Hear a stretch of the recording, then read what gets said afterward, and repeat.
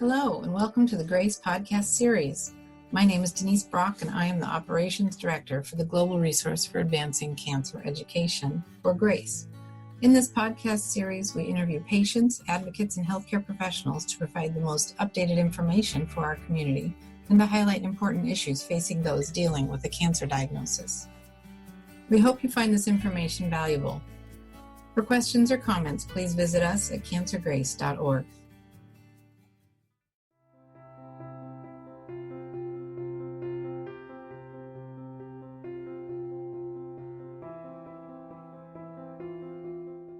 Both globally, where Tagrisso is not necessarily available at all, let alone readily available,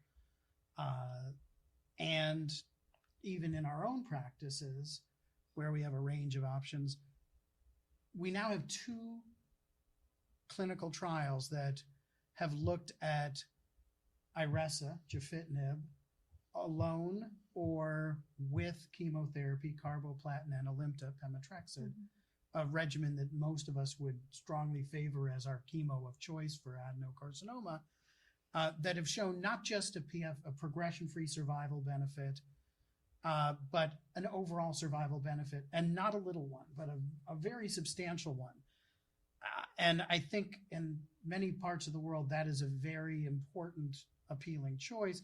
We have largely said in the US, we want to avoid chemotherapy for these patients as long as possible, but an argument can be made that you're hitting the cancer from a different angle and potentially killing different cancer cells.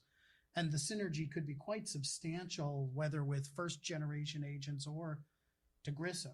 Tagrisso is in clinical trials, but in the meantime, do you think that there's any play for chemo plus an EGFR inhibitor outside of a trial? Is that a strong choice, an option, or a very secondary choice for you? I'm going to go first. Sure.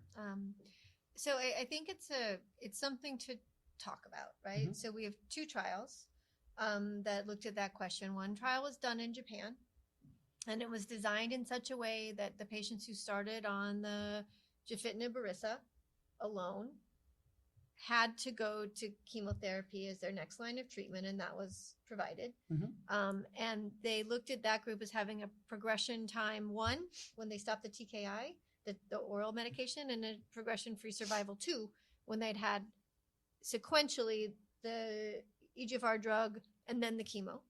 And then they compared that to the other group where they got everything together. They got the EGFR drug plus the chemo, and that progression-free survival was sort of the progression-free survival 1 plus 2. So it was sort of separately, sequentially, EGFR drug, then chemo, basically, or everything all together. How long of a time elapses whether you got them concurrently or sequentially? And those numbers were almost exactly the same.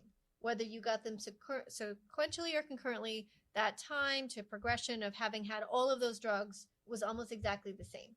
But despite that, the survival was clearly better for the group that got everything all at the same time. And so that has been a little bit puzzling to sort out, except you could say, well, you killed off more cells from the beginning. And so even though the cancer started to grow sooner, you'd given people a survival benefit, right?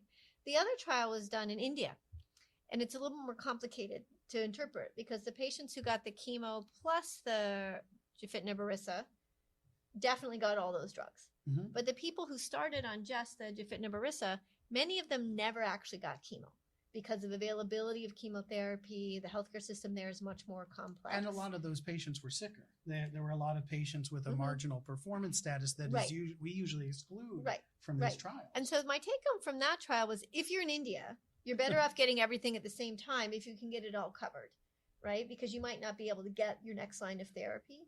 But if you're in a different healthcare system, it's harder to interpret. So the Japanese trial still has me puzzled. And it's something I would talk to, especially for a patient who, say, has a really high disease burden, where you really need to kill off as many cells as possible, with this idea that the more cancer cells that continue to exist, the more opportunities you have for in that next division process, a new mutation to happen, which makes resistance occur. That's true, right? So if you kill more cells at the beginning, less opportunity for those events to happen, less complex tumor, the argument's there. That being said, most patients still don't want to get the chemo at the same time. And so this is not something I've started to do yet, even though we've talked about it sometimes.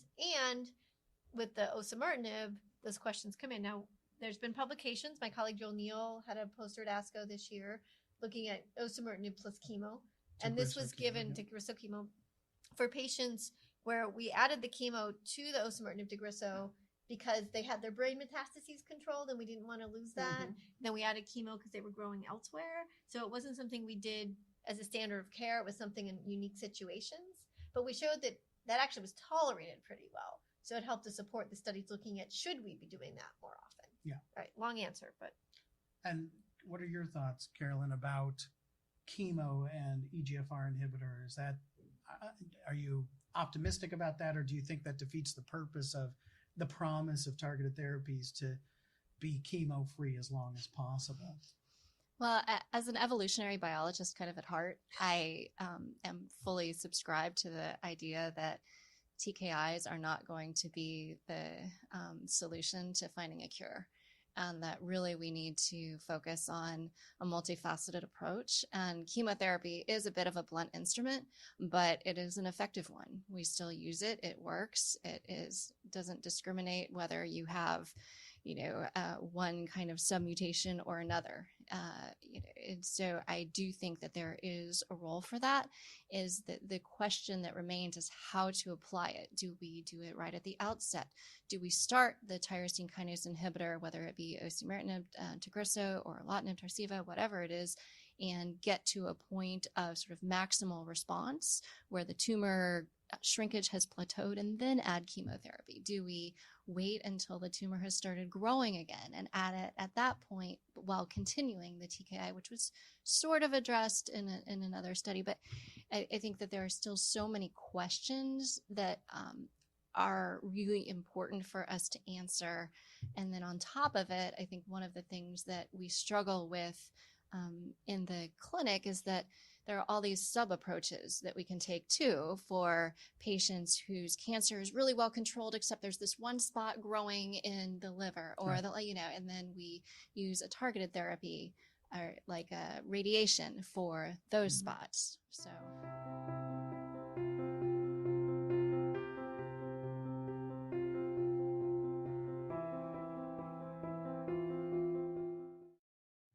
Thank you again for joining us. This podcast was made possible by the generosity of sponsorship from our friends at Lilly, Novartis, and Takeda. Please like and follow us on Facebook and Twitter. Send us feedback, share your story, donate, and visit us for more information at cancergrace.org. Thank you for listening.